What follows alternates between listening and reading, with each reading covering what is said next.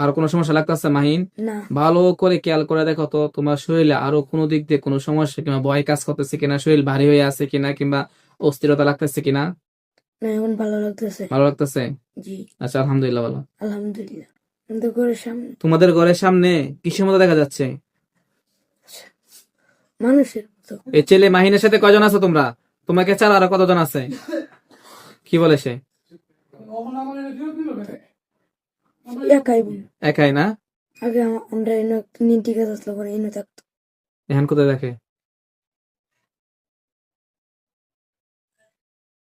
আগে লিন্টি গাছ ছিল, লিন্টি গাছে থাকতো, এখন কোথায় থাকে? এখন যে আমার ঘরের সামনে একটা গাছ আছে, মেরা গাছ, হ্যাঁ। এটার মেয়ে। তাহলে ভয় কেন দেখাচ্ছ বলো? কি বলে? কেন ভয় দেখাচ্ছে? এমনি এমনি? এখন কি চাও, আরো ভয় দেখাইবা নাকি চলে যাইবা?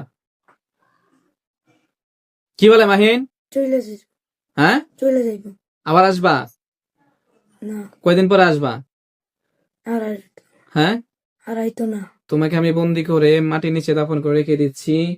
যদি মন থেকেই ভালো হও, মন থেকে ওয়াদাবদ্ধ করে থাকো যে চলে যাইবা, আর কখনো ওই বাচ্চার সাথে আসবা না, ভয় দেখাইবা না, তাহলে আল্লাহর পক্ষ থেকে দ্রুতই মুক্ত হয়ে যাইবা। এখন তোমার অন্তরে বসার আগে যেরকম ভয় কাজ করতেছিল এবং শরীরে একটা অশান্তি অশান্তি লাগতেছিল, এখন কি তোমার অন্তরে ভয় কাজ করতেছে? জি না। কোনো অশান্তি লাগতেছে? জি না। হ্যাঁ, জি না। শরীর পাতলা পাতলা হয়ে গেছে না তাকে বন্দি করার পরে?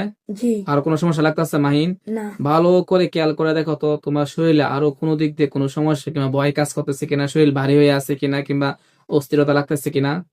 না, এখন ভালো লাগতেছে। ভালো লাগতেছে? জি। আচ্ছা, আলহামদুলিল্লাহ। ভালো। আলহামদুলিল্লাহ।